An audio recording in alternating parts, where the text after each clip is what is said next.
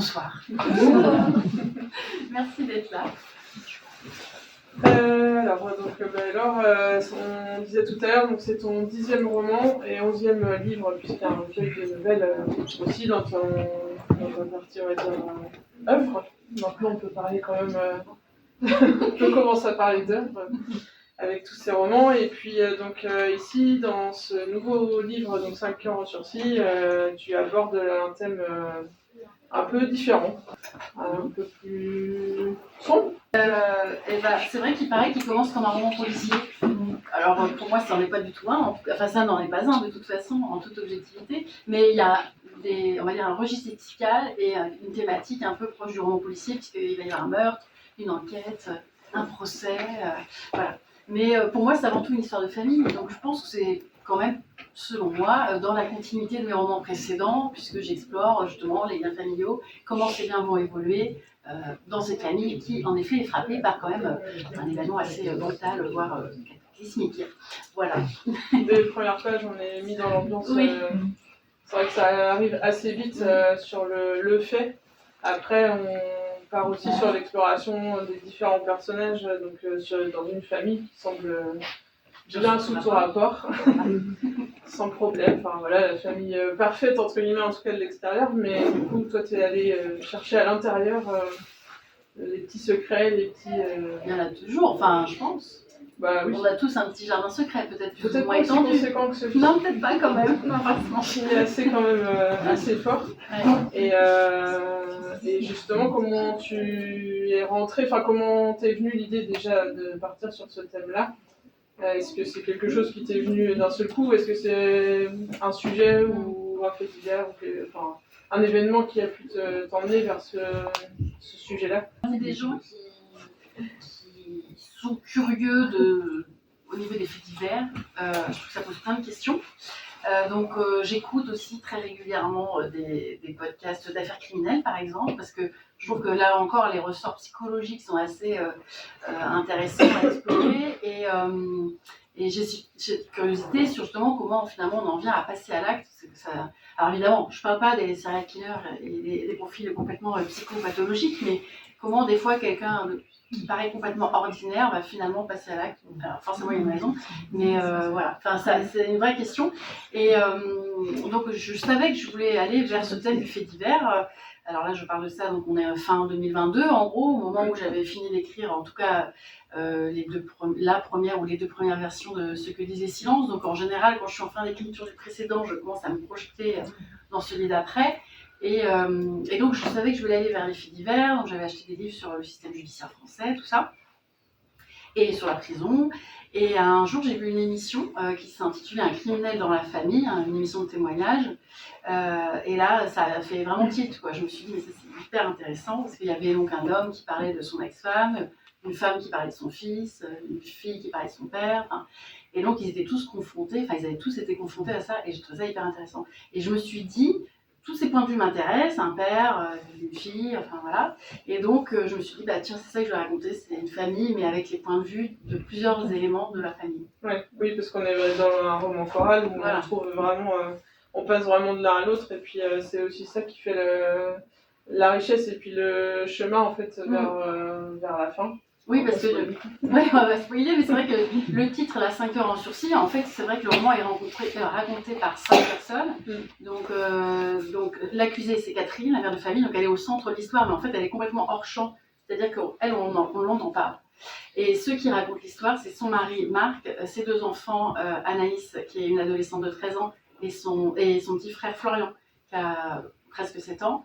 Il y a Josette, la mère de Catherine, et Nathalie, la sœur de Catherine. Et du coup, voilà, l'histoire est vraiment racontée, tous les événements sont racontés par ces 5 voix-là à tour de rôle, avec une importance un peu plus, j'allais dire un peu plus importante d'Anaïs, mais voilà, c'est vraiment ces 5 personnes-là qui sont au cœur du récit.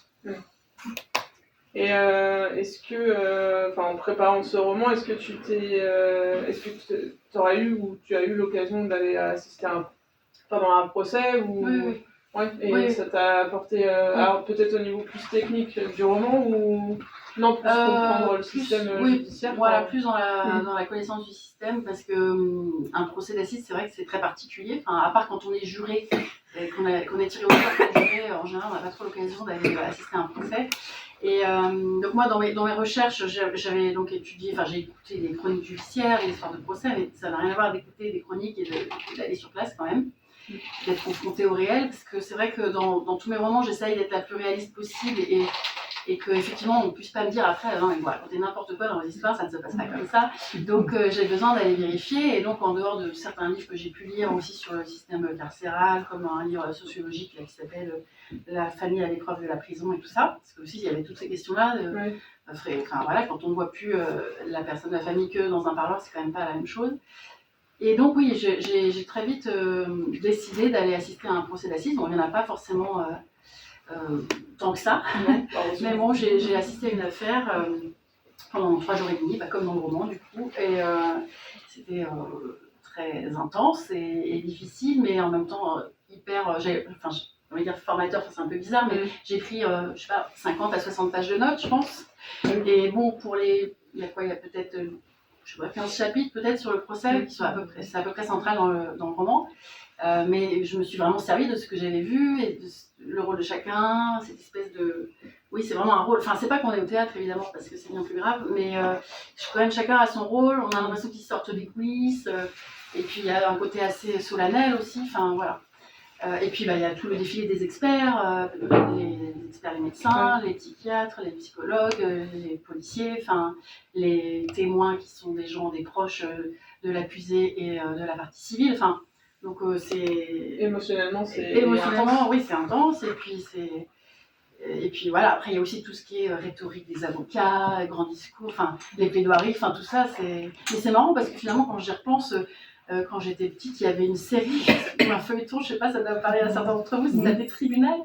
Et j'adorais ce truc-là, je me souviens, ça me revient à l'instant, j'en ai pas encore parlé dans une rencontre, mais j'aimais vraiment ça et je trouve que c'est intéressant les films de procès. Même par exemple, je sais pas si certains d'entre vous ont lu Là où chantent les écrevisses, mais il y a aussi toute une affaire.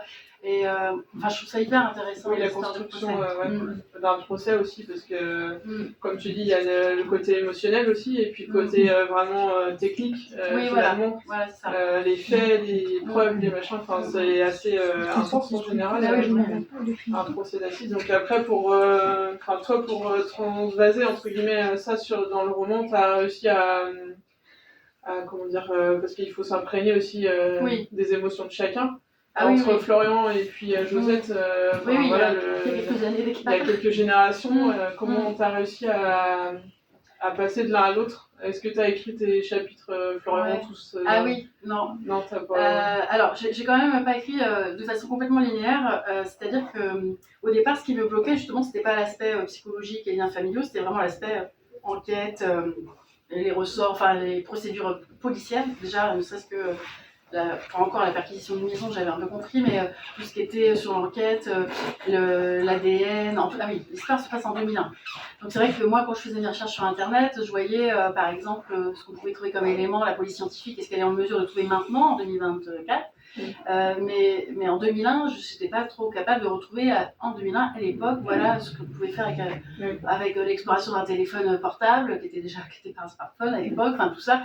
Donc c'était évidemment pas la même chose qu'aujourd'hui. Donc je bloquais un peu sur les faits aussi, et sur ce que j'allais choisir, l'histoire de preuves, d'alibi, tout ça. Donc à un moment, voilà, j'étais en plein blocage au début de l'écriture, donc je me suis dit c'est pas grave, je vais écrire plus loin. Donc j'ai commencé avec Anaïs, mais au moment du procès justement. Donc en gros, presque à la moitié du livre. J'ai écrit plein de chapitres Anaïs, quasi une cinquantaine. Ils sont très courts. Mais en gros, il y en a 250 dedans, mais j'ai commencé avec Anaïs, et puis à un moment, je me suis dit, bon, ce serait peut-être bien quand même que je reprenne et que je commence au début. Et là, ce qui m'a un petit peu décoincée, c'est un coup de fil à Olivier Norek qui m'a très gentiment aidé et qui m'a donné, justement, lui qui avait été policier, il sait très bien en 2001, il était policier en plus en 2001, donc il a su me dire voilà ce qu'on est capable de trouver, sur où est un téléphone par rapport aux bornes, etc. Bref. Il m'a expliqué différentes choses, on a un peu creusé les côtés, les faits, on va dire, criminels, et puis après, ça m'a un peu décoincé, et puis je suis partie, ça m'a lancé avec tous mes personnages, puis quand j'ai rejoint Anaïs, j'ai intercalé les autres et puis j'ai filmé D'accord. jusqu'à la fin. Mais donc oui, j'ai pas fait tout Anaïs, tout Florian, tout. Parce qu'en plus, ça se répond. Enfin, je trouve il y a des chapitres, voilà, donc ça aurait été un peu compliqué à remettre après en forme. Ouais. Donc là, voilà. Après, on sent malgré tout Anaïs est bien présente. Oui. On sent que puis c'est vrai que à l'âge où elle est, quand ça se produit, on ressent tout ce côté l'adolescence qui passe par là aussi. Oui. Donc peut-être un peu de vécu, alors au-delà du fait divers, mais le vécu personnel qui fait que l'adolescence, on sent que c'est bien décrit. Oui, c'est bien décrit. Enfin, c'est bien décrit. C'est pas à moi de le dire, mais j'ai essayé, évidemment, oui, elle est adolescente, donc déjà, ça va être très facile en général. Et puis elle qui est confrontée à ce qu'elle vit, c'est-à-dire avoir une mère en prison, c'est encore plus difficile pour elle parce qu'elle est un peu victime de harcèlement, enfin en tout cas il y a une forme de harcèlement au collège parce qu'on l'embête évidemment avec ce statut. Donc ça ne l'aide pas évidemment à grandir droit, on va dire, et elle est dans la colère, elle est complètement, voire dans la haine, pas loin. Voilà, elle est très remontée contre tout ça, et puis elle trouve que c'est injuste, elle comprend pas pourquoi c'est tombé sur elle, en gros, elle aurait aimé avoir une adolescence, on va dire, normale. Donc voilà. Après, c'était aussi l'occasion pour moi, alors déjà comme ça se passe en 2001, et que ça veut dire qu'Anaïs elle est née en 88, donc moi je suis pas née en 88, je suis née avant. C'est vrai que pour les expressions par exemple des jeunes de l'époque, je me souviens que j'avais fait une petite story sur Insta pour dire tiens, si jamais vous êtes né à peu près en 88, c'était quoi vos expressions fétiches quand vous étiez ado? Parce que j'allais pas mettre, j'allais pas lui faire dire j'ai le seum et tout parce que c'est pas ça. Voilà. Donc du coup, il fallait que j'actualise un peu. Mais c'est pareil, je pense aussi que c'est un peu des bouffées d'oxygène dans le roman, enfin j'espère, parce qu'au final, je pense pas que ce soit un roman plombant malgré tout, mais il y a des petites références cinématographiques, musicales et tout ça, de toutes ces années en fait qu'on traverse avec eux. On ressent, même les différents sentiments, la culpabilité, la colère aussi. Mais effectivement, c'est pas forcément un roman plombant pour autant.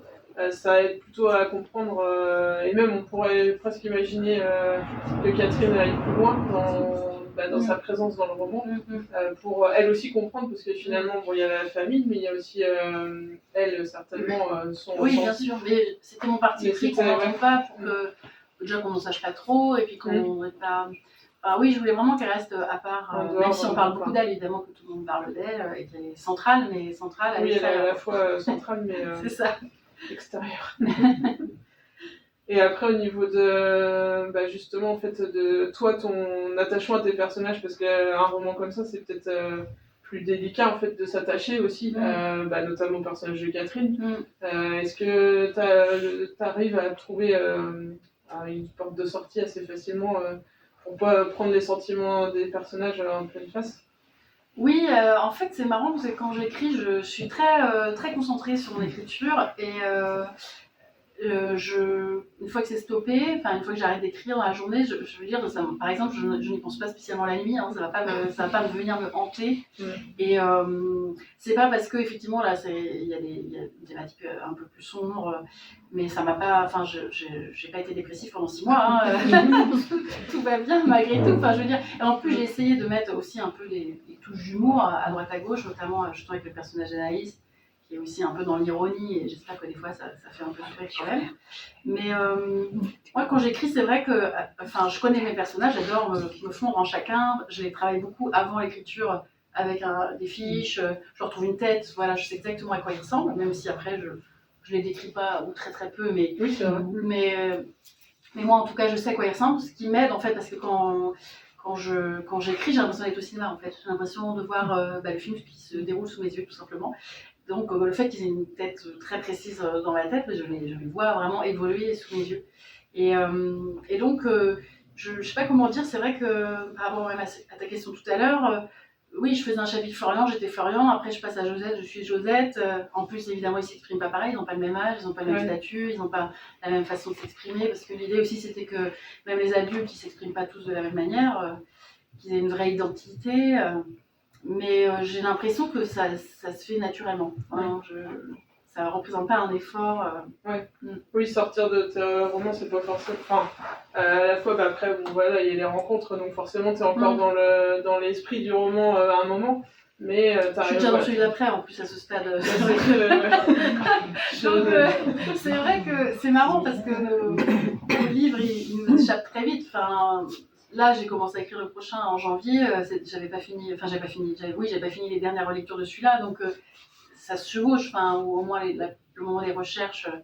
Donc, oui, la transition se fait plutôt bien. Après, tout dépend si tu pars sur du léger ou du. Je ne dirais rien. Merci, on en saura plus. Mais après, au niveau de. Par rapport à tes autres romans, je sais pas, dans les rencontres que tu as pu faire pour l'instant, est-ce que tu ressens que les gens, c'est. Il y a certains qui lisaient moins ou qui avaient moins envie de cette légèreté, qui sont contents de revenir à ce côté un peu plus sombre, un peu plus prenant, peut-être. Oui, je pense déjà que ça attire des lecteurs qui m'ont jamais lu, par exemple, et qui là tentent, parce que ça les attire plus, cette histoire-là. Peut-être des lecteurs de polar, par exemple. Oui. Même si ça en avait un, une fois de plus. Mais après, ceux qui me lisent et qui ont lu, par exemple, tous mes romans précédents, le lisent. Et en effet, alors, ça arrive qu'ils le qualifient de sombre, mais la plupart du temps, ils trouvent que c'est un peu comme moi, en fait, avant tout une histoire de famille, et qu'on est quand même sur les mêmes ressorts de psychologie, de liens familiaux, de questions de liens, de relations humaines, quoi. C'est ça, la psychologie, c'est ça, moi, qui m'intéresse et qui m'anime dans mes romans. Et puis, j'écris sur ce qui m'interroge, et je trouve que ce roman, il pose beaucoup de questions, finalement. La question du pardon aussi, c'est un peu ce que dit le bandeau, mais il y a aussi la question, comme je disais tout à l'heure, qu'est-ce qui fait qu'on peut passer à l'acte? Est-ce que tout le monde peut passer à l'acte? Est-ce qu'il y a des fois des affaires assez étonnantes? Cela dit, c'est vrai que pour mon affaire à moi, je ne me suis pas inspirée d'un fait divers existant, mais... Ouais. Mais je l'ai inventé, je ne me serais pas permise de prendre une histoire... ça ne me viendrait pas à l'esprit, moi, personnellement, je n'oserais pas m'attaquer à quelque chose qui a été fait, à une affaire réelle. Mais après, j'ai lu, par exemple, dans mes recherches, j'ai aussi lu des témoignages, des livres écrits par des parents de criminels, quoi, par exemple. Et ça pose... par exemple, les interrogations de Josette, qui se dit, mais est-ce que j'ai enfanté d'un monstre? C'est ce que disent tous les parents criminels, quoi. C'est-à-dire qu'à un moment, ça pose vraiment des questions. Voilà, des grosses questions. Oui, puis après, il y a sa sœur aussi dans le roman, donc qui est présente, mais en fait, qui à la fois a une place presque... je trouve on a envie d'aller la titiller parce qu'on a l'impression qu'elle sait des choses et qu'elle en dit pas assez, en fait, par moment. C'est fait un petit peu exprès. Je ménage un peu le suspect. Mais c'est vrai que la construction, même au sein de la famille, hormis le fait divers, même le reste de la famille, finalement, ça chamboule tout. Oui, forcément. Mais ce qui revient souvent avec les retours de lecteurs et même des journalistes, oui, peut-être. En tout cas, les journalistes, c'est vrai que j'ai plus d'articles là dans la presse et qui trouvent le roman réussi, donc ça c'est super. Ah tiens, on est rejoints. Bonsoir. Et bonsoir. Et oui, dans les... Ah, j'ai perdu le fil de ce que je voulais dire. Les journalistes. Oui, non, ils sont les retours. Oui, ils disent c'est intéressant, effectivement, ce point de vue de s'intéresser à la famille d'un accusé, parce que bien sûr que, en tout cas, il y a sans doute un livre sur les familles des victimes, ce que vit la famille d'une victime, mais assez peu dans l'autre camp, en fait. Oui.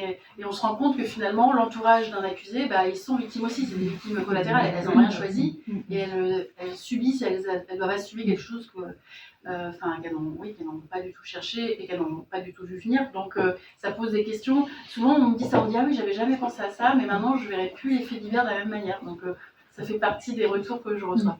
Oui, c'est vrai qu'après le personnage, notamment les enfants, c'est vrai que autant la maman, elle a vécu, elle a son histoire déjà avant ce fait divers, les enfants ils se construisent avec ça. Donc en fait, effectivement, Anaïs, on sent la colère de toute façon parce que pourquoi moi en fait, et quel impact sur sa vie. Bien sûr. On se présente plus de la même façon après, quoi. Voilà. Après Florian, je le dis quand même au passage. Il est petit, donc il est protégé. Évidemment, tout le monde cherche à le protéger au maximum. On lui dit que sa mère a peut-être fait une grosse bêtise. Voilà. Ça passe quelques temps, mais ça ne va pas durer des années non plus, puisqu'à un moment, il risque de l'apprendre de manière un peu... Voilà, mais oui, il y a plein de... Son conjoint, c'est vrai qu'en fait, les questions que Josette se pose, effectivement, la vie de couple, il y a la vie de famille, il y a aussi la vie de couple. Qu'est-ce qu'on en fait De toute façon, les statistiques le disent, le nombre de séparations est énorme, forcément. Quand un des deux époux se retrouve incarcéré pour des années, c'est rare que ça tienne. C'est des conditions tellement spéciales et particulières que, en général, les couples n'y résistent pas. Et même des fois, les familles n'y résistent pas. C'est-à-dire que, notamment les pères, des fois, ils ne voient plus leurs enfants du tout. Voilà. Enfin, donc, je tiens d'un livre que j'ai lu avec plein de sources sociologiques et tout ça. Et puis en même temps, c'est pas rien d'évident. Enfin, on peut se mettre à leur place aussi. Surtout qu'en plus, très souvent, les gens sont incarcérés loin de chez eux, donc ça ne facilite pas du tout les liens. C'est-à-dire que des fois, c'est à 800 km de la maison, ils sont à l'autre bout de la France. Bon, je pense que dans ces cas-là, rien n'est fait pour aider à ce que les liens familiaux soient conservés. Oui, avec la meilleure volonté du monde, c'est un peu compliqué. Oui, un peu compliqué. Après, le côté, on parlait tout à l'heure de documentation, mais est-ce que tu as rencontré des avocats, Ça non j'ai pas ni avocat ni policier. Je les ai vus en fait au procès. Oui. et sinon j'ai lu quelques livres d'avocats ou feuilletés, mais j'ai pas. Parce que c'est vrai que la plaidoirie aussi, c'est un moment certainement important dans un procès. Oui, après il s'agissait pas de nous, la plaidoirie à laquelle on a assisté, l'avocat de la défense par exemple, il a passé 2 heures. C'est long, 2 heures. Ouais. Donc oui, évidemment que. Moi, j'ai vraiment résumé ce moment-là dans le livre, parce que c'est pas non plus. Le sujet du livre, c'est pas ça, c'est pas non plus. C'est pas un livre centré sur le procès est central, mais dans le livre, on va dire dans la géographie du livre, mais c'est pas un livre sur le système judiciaire. Et la vraie question, c'est justement cette famille, qu'est-ce qu'elle va devenir? C'est ça en fait. Après, on évoque aussi un petit peu la famille de la victime. Oui, quand même. C'est vrai que ils sont, pareil, on les ressent avec un peu la colère, moins parce qu'ils sont moins présents quand même sur le récit. Mais est-ce que c'est tentant aussi d'aller vers ça? À un moment donné, est-ce que tu t'es pas dit, non, en fait, je change, je vais sur la famille. Non, parce que. Vraiment partie, moi je suis mes narrateurs, c'est cette famille-là, la famille du pays d'ailleurs. Et donc oui, les autres ils sont extérieurs, et c'est évidemment que je pouvais pas ne pas en parler parce que c'est quand même des personnages majeurs, mais externes quand même à mon récit malgré tout. Ouais. Alors après, si on revient un peu plus de légèreté dans ton actualité, on a la sortie de Ce que disent les silences. Oui. Je sais pas si vous l'avez déjà lu tous. Oui. Si tu peux nous en parler. Oui, ça remonte. Alors c'est une histoire de famille aussi, mais différente. Ça parle d'un secret de famille. L'héroïne au début du roman perd son papa avec lequel elle était fâchée, et donc au moment où elle vide son appartement, elle va tomber sur des objets, des photos et des lettres. Et il y a pas mal de choses qui vont l'interpeller, et surtout elle va tomber sur un brouillon de lettres en fait qu'il aurait dû envoyer, qu'il lui a jamais envoyé, dans laquelle il lui fait comprendre, il voulait lui faire comprendre qu'il lui avait menti, lui et puis ses grands-parents, sur les vraies circonstances de la mort de sa mère, et donc, parce que sa mère est morte quand elle avait 4 ans, et donc Adèle, elle s'appelle Adèle, elle va aller sur l'île d'Ouessant où elle est née, et où sa mère est morte a priori, pour aller découvrir la vérité et un peu mener son enquête. Comme quoi il y a des points communs, histoire de famille, enquête. C'est une enquête familiale, on va dire, mais elle va aller chercher un peu des indices et surtout des explications sur ce qui s'est passé, ce qui s'est vraiment passé, et pourquoi on lui a caché ça. Voilà. Donc ça se passe à Ouessant. Là, on est à Ouessant. Oui, voilà. Après, là, ça se passe à La Rochelle, mais c'est vrai que. J'avais envie de changer. Oui, j'avais envie. Un peu. Oui, parce que. Oui, voilà, c'est ça. J'ai pas envie d'être étiquetée. Écrivaine bretonne, parce que je ne sais pas d'ailleurs, parce que je ne suis pas bretonne. Et puis donc j'aime bien changer, j'aime bien écrire, j'aime bien que mes histoires se passent dans des lieux que je connais et que j'apprécie. Mais cela dit, c'est vrai que cette histoire-là, j'aurais pu la faire à Cholet, j'aurais pu la faire à Angers. Là, le décor n'a pas d'importance, j'ai envie de dire. Alors qu'à Ouessant, c'est Ouessant. Là, c'était plus qu'un décor, c'était presque un personnage. Donc, oui, autant là, c'est vrai qu'effectivement, on peut se projeter, même nous, en tant que lecteurs, on peut se projeter n'importe où. Et en plus, cette semaine, non, c'est la semaine dernière que le prix Babelio s'est lancé. Oui, c'est cette semaine, oui. Donc le livre est nommé C'est une belle surprise. Bah oui, c'est une belle surprise parce que en fait, le prix Babelio, je ne sais pas si vous connaissez le site Babelio, mais c'est un site où les passionnés de lecture, en gros, vont déposer leur avis, donner leur avis, éventuellement marquer des citations sur les livres, noter des livres, donc chacun donne sa note, ce qui fait que tous les livres qui sortent, qui sont en librairie, ont une note sur Babelio qui est donnée par tout cet ensemble de lecteurs. Pardon. Et le prix Babelio, ils ont 10 catégories. Et 10 livres sont sélectionnés par catégorie, et c'est vraiment les 10 livres qui sont les mieux notés sur les derniers mois, en fait, depuis, je crois, octobre à là, quoi. Oui, ouais. Et donc, ça veut dire qu'il fait partie des 10 livres les mieux notés dans sa catégorie littérature française sur Babelio. Donc, en effet, c'est une super marque de considération et de... Bah, a priori, ça prouve que je ne suis pas trop ratée. Et bah, c'est rassurant, et puis ça fait plaisir. Et il était aussi, d'ailleurs, demi-finaliste du prix Maison de la Presse et finaliste du prix Ouest de Montaigu. Donc, et c'est vrai qu'il se démarque peut-être plus que les autres que j'ai pu écrire avant. J'ai l'impression qu'il est plus remarqué, et aussi peut-être par les journalistes. Alors après, pour les journalistes, je ne peux pas trop comparer, parce que là, cette fois-ci, j'ai vraiment une agence de presse. C'est la première fois. Mais donc il y a plus de retombées peut-être aussi. Mais oui, c'est vrai qu'il interroge ou il plaît. Enfin, je ne sais pas quel est le bon terme. Mais oui, peut-être, parce que c'est vrai que, a priori, il est assez original dans le thème que j'ai choisi et dans son traitement. Enfin, c'est ce qui semble revenir, mais après, j'ai pas la intention de dire qu'il est extraordinaire, mais en tout cas, il y a des chouettes voyants, des signaux un peu verts, quoi. Terminer peut-être ton programme sur les prochains mois, tes prochaines lectures, qu'est-ce qui t'a inspiré dernièrement? Est-ce que tu as lu ton livre aussi? Oui, alors je ne vais pas assez à mon goût, mais... Qu'est-ce qui t'a interpellé toi là dernièrement dans tes lectures? Là, j'ai commencé en audio, parce que je lis aussi en audio. J'ai toujours un... D'ailleurs, la version audio, pour ceux qui aiment, elle est vraiment... Enfin, les comédiens sont super. Donc j'apprécie, parce que j'ai écouté des extraits quand même. En audio, j'écoute L'énigme de la Stuga, qui m'a été conseillée par Caroline Noël, Caro Bouquin, avec qui j'étais qui a animé la rencontre il y a 3 jours. Elle m'a dit, il faut que tu lises ça. C'est une histoire de famille aussi, avec une enquête un peu... Enfin bref, donc j'ai commencé ça en audio. En papier, je suis en train de lire un livre qui se passe dans le pays où se passera mon histoire de l'année prochaine, donc je ne vais pas trop dire où c'est. On n'y arrivera pas. Non, mais voilà, ça se passera à l'étranger, celui de l'année prochaine. Et puis, j'ai une patte qui ne cesse de grandir, parce que j'ai des copains qui m'envoient les livres, je continue d'acheter les livres, alors je me dis que j'arrête, mais je continue. Mais je pense que je ne suis pas la seule à avoir ce problème. Donc je pense que j'ai 300 livres de retard et que ça va bientôt être 350, parce que j'achète plus vite que je lis. C'est un problème. Mathématiquement, ça ne colle pas. Ça ne peut pas coller. Mais je ne peux pas m'en empêcher. Donc, et là, j'ai pris pas mal de trains dernièrement. À chaque fois, je vais au relais. À chaque fois, finalement, je ne peux pas écrire un livre. Alors j'en ai déjà plein qui m'attendent. Puis en salon, des fois, j'achète des livres aussi. Donc, par exemple, hier, j'ai acheté 2 livres à Stéphane Carlier. Je ne sais pas si vous connaissez. J'avais lu, en version audio, Carla Lipoust. Non, Clara, pas Carla. Clara Lipoust, que je vous conseille, d'ailleurs, très sympathique. Et donc, je lui en ai pris 2 autres, dont un qui avait été conseillé justement par un libraire de Toulouse chez qui j'ai dédicacé, qui m'a dit il est super, il est très drôle, il faut que tu lises ce livre. Donc, bref. Donc, en plus, voilà, j'écoute des conseils. Donc, me voilà pas, voilà. C'est compliqué, mais. Comment ? Notamment de Serge. Oui, et l'histoire du chien, là. Le chien de madame, je ne sais plus son nom, mais il m'a conseillé 2. Donc, j'ai pris les 2.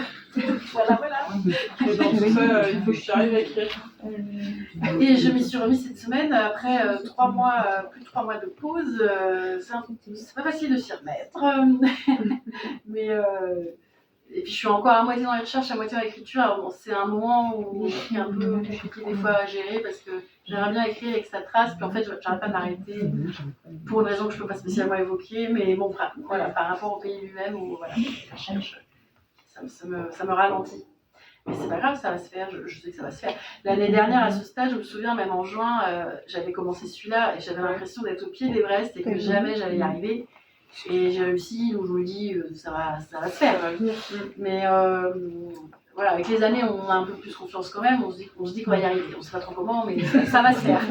Voilà, et quand je m'inquiète, éventuellement, ma lectrice va me rassurer, donc bref. Mais voilà, et puis donc oui, sinon je continue quand même les salons, des dédicaces. Demain je suis à La Rochelle, Je serai à Vannes le week-end suivant, à Nice le week-end après, mais ça vous fait très loin, je pense, Nice. Ça va continuer après, évidemment, à l'automne. Voilà, je m'arrête pas. Enfin, je m'arrête pas. Il est fort possible que je fasse une petite année de pause et que j'ai une année blanche, voilà. Plusieurs livres d'avance, pas forcément. Ah non, moi j'ai rien écrit d'avance. Donc non. Je n'ai même pas d'idée d'avance. Donc non, moi c'est un par un. Voilà. Mais tu ressens la demande un peu de pause aussi. Oui, voilà. Enfin, ralentir un petit peu. Oui, ralentir le rythme des salons et tout, ralentir aussi, prendre plus le temps d'écrire, peut-être pour aussi aller vers quelque chose de plus ambitieux. Même si c'est vrai que ça fait donc 2 romans, même 3 avec le prochain, où je fais beaucoup plus de recherches qu'avant. C'est vrai que les premiers romans, je faisais très peu de recherches finalement, parce que c'était des histoires de vie. Voilà, maintenant, et en même temps, j'adore ça justement, parce que je continue à apprendre plein de choses. Mais ce côté documentation, ça prend du temps. Et c'est vrai que pour 2027, du coup, j'aimerais bien me diriger vers peut-être quelque chose d'un peu historique. C'est un bien grand mot, mais aller un peu plus loin dans le passé que 2001, quoi. Et donc, et je sais pas trop sur quoi, mais j'ai envie d'ouvrir un peu mes chakras et de dire qu'est-ce qui vient. Parce que vraiment, en général, il y a un truc qui me tombe dessus, je sais pas trop pourquoi, comment, mais il y a des déclics, quoi. Et j'attends le déclic, mais j'ai le temps. Puis après, il y a peut-être aussi la maturité dans l'écriture, parce que c'est vrai qu'on ressent, tu évoques le fait de plus te documenter, mais effectivement, on sent qu'il y a vraiment ce côté, une dimension supplémentaire en fait dans les sentiments des personnages ou dans leur approche de plus en plus forte, je trouve, au fur et à mesure. Après, effectivement, ça met la pression pour les suivants. Mais bon, non, c'est vrai, on a toujours peur de déplaire. Puis chaque roman est un peu quand même un défi. Et puis à l'approche de la sortie, on est hyper fébrile parce qu'on se dit comment. Et en effet, celui-là, c'est quand même un pas de côté quand même. Donc je me suis dit comment les gens vont réagir. Est-ce qu'ils vont me suivre là-dedans ou est-ce qu'ils vont plutôt avoir envie de freiner. Comme j'ai des livres assez différents, je sais que des fois il y en a qui peuvent un peu décevoir. Voilà, on aime certains, il y en a qui n'aiment pas, il y en a qui n'ont pas trop aimé les libellules, il y en a qui ont adoré les libellules, c'est leur préféré. Enfin voilà, en fait, on ne sait pas. De toute façon, il y a des goûts, enfin tout, voilà. Et tant mieux. Oui. Mais c'est vrai que c'est génial parce que de plus en plus en salon, les gens viennent me voir pour me dire de toute façon, j'ai tout lu, il me reste. Enfin, je viens chercher le dernier. Je suis un peu épatée parce que j'ai fait quand même pas mal de livres en assez peu de temps et il y a plein de gens à jour et ça me paraît un peu dingue. Mais bon, c'est super. Et pour l'anecdote, Olivier Noiret qui l'a lu ton roman? J'en sais rien du tout. Non, j'en sais rien. Je pense que lui, il était à fond dans son travail. Oui. Rassurez-vous, le livre arrive. Oui. Parce que je pense qu'il est très attendu. Tu l'as reçu? Ouais, je suis revenue de chez La Fond mercredi avec aussi. C'est pour la rentrée littéraire. Voilà, je pense qu'on a fait la tour. Peut-être qu'il y a des questions. Après, si vous avez des questions pour Laure, n'hésitez pas.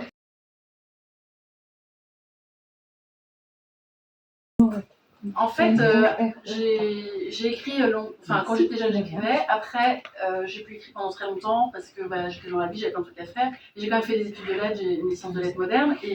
Et puis, à un moment, l'écriture est revenue dans ma vie un peu par hasard. Enfin, j'ai vécu une épreuve comme beaucoup de gens. Et ça m'a un peu... Enfin, il y a eu d'autres déclics, mais j'ai eu envie de revenir à l'écriture, mais je ne sais pas du tout par quel biais. Donc, je suis un peu partie tous azimuts entre... participation à des concours de nouvelles, petits exercices d'écriture de mois à mois avec un livre qui s'appelait 350 exercices d'écriture. J'ai suivi une formation d'écriture de scénario. Donc là, on est en 2011-2012 pour vous situer. Je suis devenue écrivain public aussi. Et du coup, j'ai fait ça pendant plusieurs années en complément de l'enseignement. À un moment, on avait le droit de cumuler un peu les deux activités. Et puis c'est vrai qu'à un moment, en 2014, je me suis dit, bon, là, en fait, ce que j'ai envie d'écrire, c'est pas forcément d'écrire pour les autres quand j'étais écrivain public, c'est vraiment d'écrire la fiction et de revenir, on va dire, à mes premières amours quand j'étais petite, quand je voulais écrire des romans, mais j'écrivais 10 pages, mais bon, bref. Et puis donc, l'été 2014, j'ai repris un début de manuscrit que j'avais commencé 2 ans plus tôt et je me suis dit, bon, bah, là, je le termine. Et c'était Histoire d'A. Et puis, quand je l'ai eu fini à la fin de l'été, je me suis dit, tiens, je vais l'envoyer à des maisons d'édition. Parce qu'en fait, au début, je l'ai écrit pour moi, mais vraiment juste pour me faire plaisir, en fait. passé un bon moment. Et puis à la fin, je me suis dit, tiens, peut-être ça pourrait intéresser quelques lecteurs quand même, peut-être que c'est pas si nul. Enfin, j'en sais rien, mais je me suis dit, bon, je vais tenter des emplois parce que j'aime pas avoir les regrets dans la vie, donc je me suis dit que ça se tentait, mais sans conviction. Mais au moins, je n'aurais pas pu me dire après, ah, mais si j'avais essayé. Enfin, donc j'ai essayé, ça n'a pas fonctionné, mais j'ai quand même eu des retours pas forcément négatifs. Et entre-temps, j'ai entendu parler de l'auto-édition en numérique. Et de la success story de Agnès Martin-Ligan. Et là, je me suis dit, ah bah super, je vais faire ça. Et donc, j'ai mis mon livre en juin 2015 sur Kindle. J'en ai mis un deuxième l'année d'après que j'ai écrit entre-temps, qui s'appelle L'embarras du choix, qui était en fait issu de l'idée que j'avais à la fin de ma formation scénario. Donc, j'en ai fait un roman, mais à la base, c'était censé être un scénario. Et le troisième, c'est La délicatesse du homard, et c'est lui qui a percé le plafond de verre, on va dire, et qui a été repéré par plusieurs éditeurs. Et là, j'ai pu choisir un éditeur. Donc là, c'était super, parce que non seulement il n'y avait pas qu'un qui venait vers moi, mais il y en avait plusieurs. Et j'ai eu l'embarras du choix, j'ai choisi. Et puis voilà, ça a démarré comme ça. Mais c'est vrai que après, il y a des auteurs qui, comme moi, avaient commencé en auto-édition et dès le premier roman, tout de suite, ils ont été publiés. Aurélie Vallogne, Sophie Talmen et d'autres. Et puis. et en fait, moi, c'est vrai que j'ai patienté parce que du coup, c'était le troisième. J'ai persévéré, quoi. Puis j'écrivais par plaisir et surtout, je trouvais que c'était super parce que j'étais libre, on va dire, avec l'auto-édition. Et aussi. C'était super parce que j'avais des lecteurs, même si au début j'en ai très très peu, puis petit à petit j'en ai de plus en plus. Et puis c'est vrai que quand tout à coup il y a eu ce boom, c'était assez fou, quoi. Donc oui, en effet, la délicatesse du homard a changé ma vie. Et puis petit à petit, par contre, l'écriture a pris de plus en plus de place. L'écriture les à côté, les salons et tout ça. Et ça commençait à grignoter un peu mon travail d'enseignante. Et pour le coup, j'avais l'impression que j'étais pas à fond ni dans l'un ni dans l'autre. J'étais un peu au milieu et c'était pas facile. Donc quand j'ai pu le faire, j'ai lâché l'enseignement en 2018. Donc finalement, c'est assez vite après, parce que justement les signaux étaient au vert et que le livre de poche avait vraiment bien parié sur le livre. Donc il a bien marché et puis ça m'a permis de sauter le pas, je pense. Voilà. Mais oui, en effet, je sais qu'on est beaucoup de candidats et peu d'élus pour être édités. Mais je mesure ma chance. Et d'ailleurs, c'est marrant, j'ai été interrogée par un journaliste là, il y a 2 ou 3 jours à Paris. Et il me dit, on a l'impression que vous êtes sur votre nuage. Je dis, oui, je ne suis pas redescendue. Mais en fait, j'ai bien conscience que je vis un genre de rêve éveillé. Et voilà, je boude pas mon plaisir, quoi. C'est sûr que. Voilà. Et merci, c'est aussi grâce à vous, bien sûr. Justement, on se dit pourquoi ça marche et pas d'autres. Moi, j'ai des copains auteurs qui ont du mal quelque part à vendre leur livre. Et pourtant, ils sont en librairie. C'est aussi ça, c'est que. En fait, quand on est auto-édité ou pas, d'ailleurs, on a son rêve d'avoir son livre en librairie, on a l'impression qu'une fois qu'on est en librairie, on est arrivé au bout. En fait, on n'est pas du tout arrivé au bout parce que c'est que le début, il faut se faire connaître, les libraires ont envie d'avoir nos livres. Et c'est très long en fait comme processus. Et il y a aussi des copains auteurs qui, malgré le fait qu'ils soient édités, ça décolle pas trop les ventes et qui sont un peu. Déçus, voire très déçus. C'est pas parce que le livre est en librairie que c'est gagné. Voilà, surtout si on veut, on souhaite vivre de l'écriture, c'est pas évident d'en vivre en fait. Il y a vraiment peu d'élus pour le coup qui vivent de l'écriture. Enfin, je pense que déjà nous, des fois, on a du mal à se comprendre soi-même. Alors évidemment que les autres, ils ne nous comprennent pas toujours et qu'on n'a pas toujours le choix. C'est pareil dans ce livre-là, il y a aussi des choix qui sont pris, des décisions qui sont prises. Mais moi, ça fait partie de ma personnalité, mais j'aime pas trop le jugement. Enfin, je trouve que chacun a ses raisons, quoi. C'est comme ceux qui se comportent pas très bien. Il y a des raisons. Enfin, souvent, j'imagine bien, je sais pas comment dire. Enfin, moi, j'ai tendance à être un peu dans l'empathie et à essayer de comprendre, même si c'est un peu. Donc, et puis c'est ça, je pense, être écrivain, justement, c'est un peu faire l'éponge et être capable de se mettre dans le cas de plein de gens différents, y compris, pourquoi pas, c'est peut-être pour ça que tu arrives justement à rendre ça, en fait, parce qu'il y a beaucoup de gens qui pourraient pas, en fait, se mettre à la place de... Oui, bien sûr, oui. Après, c'est vrai que Les Dominos de la vie, pour le coup, c'est un roman, c'est mon roman le plus personnel. Après, c'est pas ma vie, mais ceux qui l'ont lu, de quoi je veux parler. Mais c'est évident que, je pense qu'en tout cas, il y a certaines épreuves, et en tout cas, la maladie, quand on la vit soi, et qu'on a en tout cas qu'on a pensé y passer, entre guillemets, et bien on ne peut plus voir la vie de la même façon. Et évidemment que ça remet en question plein de choses, pas forcément son couple, hein, mais ça peut. C'est pas forcément dramatique, mais c'est évident qu'on n'est plus les mêmes qu'avant. Enfin, ça me paraît logique. Il y en a avant après. Voilà, c'est ça. En tout cas, ça sonne vrai pour des gens. Donc, je voulais juste vous le dire. Non, mais c'est vrai que des fois on me dit, même dans l'histoire d'art, par exemple, mon roman là où il y en a qui se retrouvent par mail et tout, très souvent, mais encore la semaine dernière, quelqu'un qui m'a dit c'est incroyable, c'est exactement ce que j'ai vécu. Non. Enfin, non, aucun, parce que chaque livre a correspondu à un moment de ma vie où j'avais envie de raconter celui-là et pas un autre. Quand je disais qu'il y avait qu'une idée, une par une, c'est vraiment ça, donc c'est un peu le livre qui m'appelle. Par exemple, pour les Doublures, je n'avais pas du tout prévu de l'écrire, par contre celui-là, j'ai quand même écrit parce que justement il n'y avait que lui qui arrivait à ce moment-là et je me suis dit, c'est que c'est le moment, mais donc, comme j'ai voulu écrire quelque chose de différent de ce que j'avais vécu moi, pour le coup, j'ai dû trouver une espèce de distance et inventer une intrigue qui n'était pas ma vie, mais ça m'a, du coup, c'était pas le plus confortable à écrire. Sinon, les autres, et puis même celui-là, mais c'est peut-être celui qui a été le plus compliqué quand même à écrire, pas d'un point de vue technique, mais d'un point de vue psychologique. Non. Non, mais c'est pas pour les enfants, hein, évidemment, mais c'était pour les à côté, les trucs avec la hiérarchie, les choses qu'on lui demandait qui n'avaient pas de sens. Et encore, je suis arrêtée avant le Covid, mais en plus, la période du Covid. J'étais directrice d'école, je pense que j'aurais détesté ce moment, vraiment. Et puis non, puis moi, je suis consciencieuse et du coup, je sentais que, j'étais moins. Et en plus, on m'accordait pas de temps partiel, donc de toute façon, c'est compliqué d'être à temps plein. Et puis non, ça me manque pas, parce qu'il y avait pas que de mon côté. Après, il y a des choses qui me manquent, et puis... Mais bon, j'ai plein de copains instits, évidemment. Mais j'ai plein d'amis que je vois régulièrement. Et puis j'ai aussi plein de lecteurs, d'ailleurs, dans l'enseignement, c'est marrant, qui viennent me voir en salon, qui m'en parlent et qui me disent tous que c'est de pire en pire, c'est de plus en plus difficile. Donc ça me donne encore moins envie de Oui, alors Michel Lafon me font des propositions.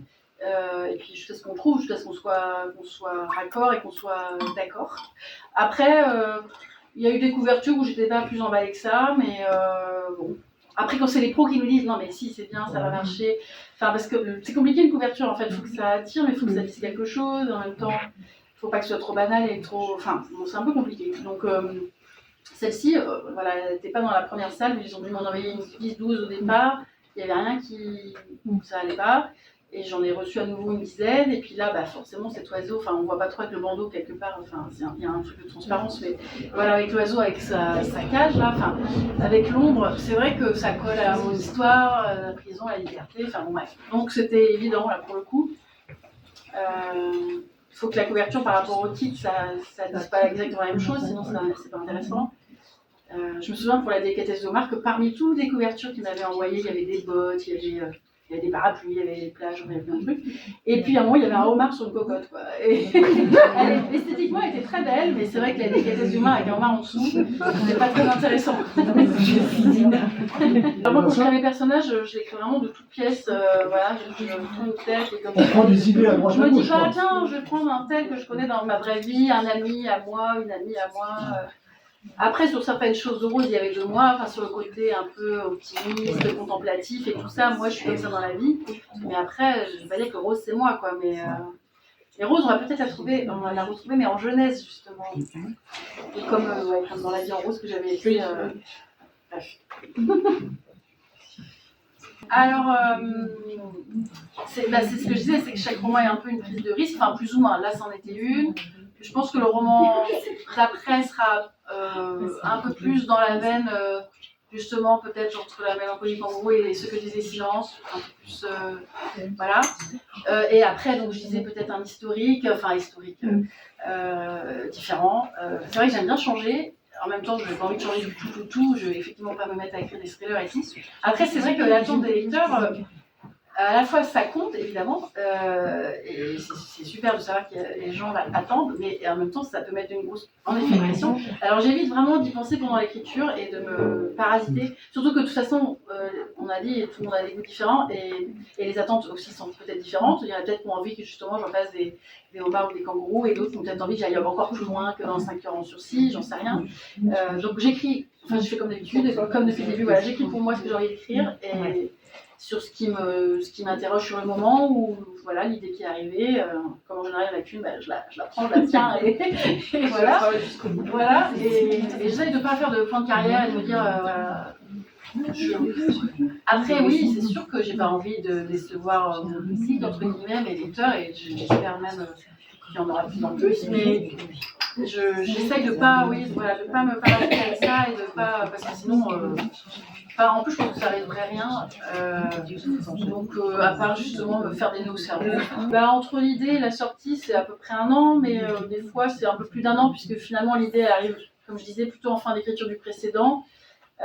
Parce qu'en fait, en fin d'écriture, moi, je fais souvent à peu près 3 versions d'un roman. Enfin, je parle pas vraiment des dernières retouches, mais je fais 3 vraies versions.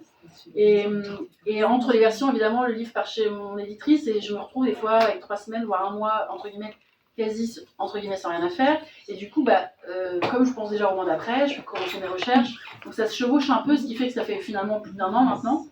Mais l'écriture en tant que telle, par exemple, une V1, c'est quelques semaines. Moi, j'écris sur un temps court. Oui, par exemple, des fois, je le dis parce que je me demande encore comment je l'ai fait. La mélancolie du kangourou, j'ai écrit les 3 derniers quarts en 15 jours. Mais j'étais en mode machine à écrire, hein, vraiment. Et parce qu'en fait, c'était à l'époque où j'étais encore un site, et donc j'écris que pendant les vacances. J'avais été un peu retardée dans mes délais parce que j'avais perdu mon père, et puis voilà, il y avait différentes choses qui m'avaient retardée, on va dire, et donc il fallait rendre mon manuscrit début janvier. Alors j'avais quand même écrit 1 quart et on l'avait retravaillé avec mon éditrice déjà, donc celui-là il était vraiment propre, mais les 3 quarts, du coup, ce qui restait, j'ai vraiment écrit ça en 15 jours de vacances, de fêtes en plus, les fêtes de fin d'année. Mais comme, donc c'est pour ça que je vais quand même mettre un bémol à ça, c'est que j'avais mon plan vraiment à l'époque, j'écrivais, avant d'écrire le kangourou, j'avais déjà, je sais pas moi, mes 80 scènes, mes 80 chapitres, de savoir où j'allais, j'avais pas de questions à me poser, donc j'écrivais en mode, je réfléchis même pas. Voilà. Alors que maintenant, je me laisse beaucoup plus porter par l'histoire, mais c'est un peu plus flou. Donc j'ai un peu changé de méthode. Là maintenant, en général, j'arrive à me projeter à 10-12 scènes, je les écris. 10-12 scènes, je les écris. Ce qui fait que je me projette. Alors des fois j'ai la fin, là j'avais la fin, mais il me manquait plein de choses intermédiaires. Mais j'aime bien parce que finalement, justement, les personnages ils se mettent à exister et à faire des choses que je n'avais pas forcément prévues. Comme dans Ce que disait Silence, où à un moment j'avais mis quand même dans mes prévisions de scène, Adèle discutait avec Philippe, et puis finalement je commence à écrire, puis ils se mettent à se disputer, donc j'avais pas du tout, j'avais prévu une conversation, et en fait ça devient une dispute, et je l'avais pas anticipé. Et c'est marrant, parce que voilà, c'est comme dans la vie, voilà, je suis devant le film, et finalement ça commence à partir en vrille, et ça... c'est très rare, et ça me l'a fait justement pour cette histoire-là, c'est pour ça que j'ai fait un deuxième, qui n'était pas du tout prévu au départ. Mais c'est vrai qu'arrivé à la fin du premier, je me suis dit, bon, j'ai l'impression que j'avais pas fini avec eux, que j'avais envie de les retrouver, sauf que j'avais pas l'idée. En même temps, il faut aussi avoir une idée, c'est-à-dire qu'on peut se dire, je vais faire une suite, il faut savoir quoi raconter, parce que... Donc au début, comme j'avais déjà l'idée des libellules, j'ai écrit les libellules, et c'est après que j'ai écrit Sourire des fées, ce qui m'a donné en gros 1 an pour trouver l'idée de la suite, enfin qu'est-ce qui allait se passer, parce que voilà, écrire un roman de 300 pages, il y a la matière, quoi. Donc, et puis des fois on me dit, ah quand même, vous n'avez pas été simple. C'est vrai. Et puis, si on ne peut pas écrire un roman où tout se passe bien, sinon c'est pas intéressant. Donc il faut qu'il y ait... Mais c'est vrai que là, j'ai pas été avec le dos d'accueillir. Enfin, des fois, voilà, ça peut être une émission qui fait des déclics, comme là, sur Un criminel dans la famille. Justement pour Le Sourire des fées, j'avais vu une vidéo sur YouTube qui parlait du sujet dont je ne peux pas parler. Et là, c'était tellement poignant, j'avais commencé à pleurer et tout. J'ai dit, ah ouais, mais c'est un vrai sujet. Et du coup, tiens, oui, je veux parler de ça. Pour la délicatesse du homard, c'est une histoire que j'avais un peu dans la tête.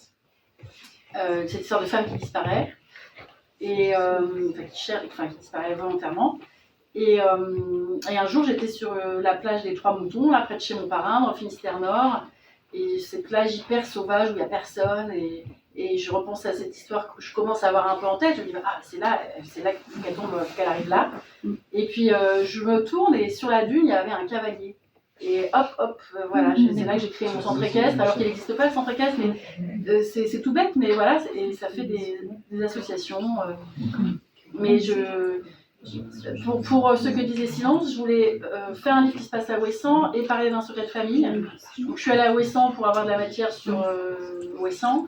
pour le secret de famille, je suis revenue en me disant au fait, j'avais vu un documentaire il y a très longtemps, j'avais en DVD à la maison, sur un secret de famille. Je l'ai revu, ce documentaire, et je me suis dit, mais oui, c'est. Alors, je l'ai changé, j'ai fait des modifications, mais sur le fond, c'est quand je. Enfin, voilà, sur les causes de la mort, c'est la même. Et voilà.